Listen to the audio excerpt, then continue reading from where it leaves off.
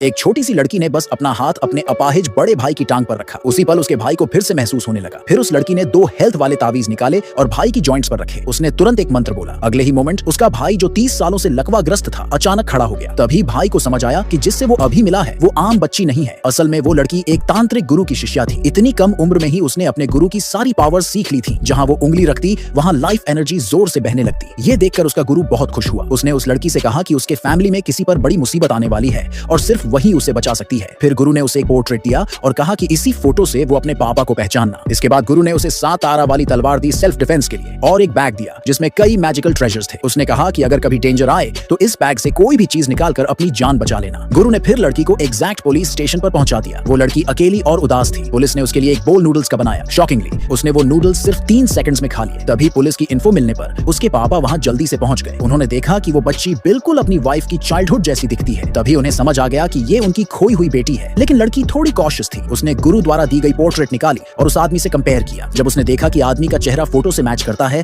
तभी उसने बिलीव किया कि ये उसके पापा हैं। कॉल मिलने के बाद उसके बड़े भाई बहुत खुश हुए। सब मिलकर उसे घर लाने आ गए। उनका दयालु दादाजी इतना खुश हुए कि उनकी खुशी संभाले नहीं संभल रही थी। तभी उस छोटी लड़की ने कोर्टयार्ड में एक नेगेटिव एनर्जी फील की। उसने देखा कि दादाजी के सिर के ऊपर डार्क क्लाउड्स जमा हो रहे हैं। उसने तुरंत अपने बैग ऑफ ट्रेजर्स से कुछ प्रोटेक्टिव तावीज निकाले और दादाजी को दे दिए। अगले ही मोमेंट दादाजी ने राहत की सांस ली। फिर पूरे परिवार ने एक डिनर रखा उस छोटी लड़की की खुशी में। वहाँ उसका एक भाई जो व्हील चेयर पर था भी आया। लड़की को लगा कि शायद उसने चलना अभी सीखा नहीं है, लेकिन जब भाई ने बताया कि उसका एक्सीडेंट हुआ था और उसकी टांगें खराब हो गई थी तब उसे समझ आया। छोटी लड़की ने जल्दी से अपने भाई की टांगों की मालिश शुरू कर दी। भाई को महसूस हुआ कि उसकी सुन्न टांगों में थोड़ा सेंसेशन आने लगा है। उसी मोमेंट उसकी बहन ने ये सब देख लिया। उसने मन ही मन सोचा कि अब वो लड़की की अटेंशन खुद की तरफ खींचेगी। उसने फेक स्वीटनेस दिखाते हुए एक पीस ब्रेसलेट दिया और बोली कि इससे माइंड और स्पिरिट शांत रहते हैं। लेकिन छोटी लड़की ने तुरंत कुछ गलत महसूस किया। उसने झट से ब्रेसलेट अपने हाथ में पहन लिया और बाकी फैमिली को उसे छूने नहीं दिया। बहन को यह बात अजीब लगी क्योंकि उसकी मम्मी ने कहा था कि जो भी ये ब्रेसलेट पहनेगा उसे भूत प्रेत परेशान करेंगे, लेकिन उस लड़की पर कोई असर ही नहीं हुआ। तभी बहन की मम्मी सीढ़ियों से नीचे आई। छोटी लड़की ने उसकी शक्ल देखी और समझ गई कि ये औरत अच्छी नहीं है। उसे लगा कि कुछ गलत प्लान चल रहा है, लेकिन क्योंकि वो खुद बहुत स्ट्रांग थी उसने माँ बेटी की चालों को इग्नोर कर दिया और आराम से अपना खाना खाया। खाना खाकर जब वो उठी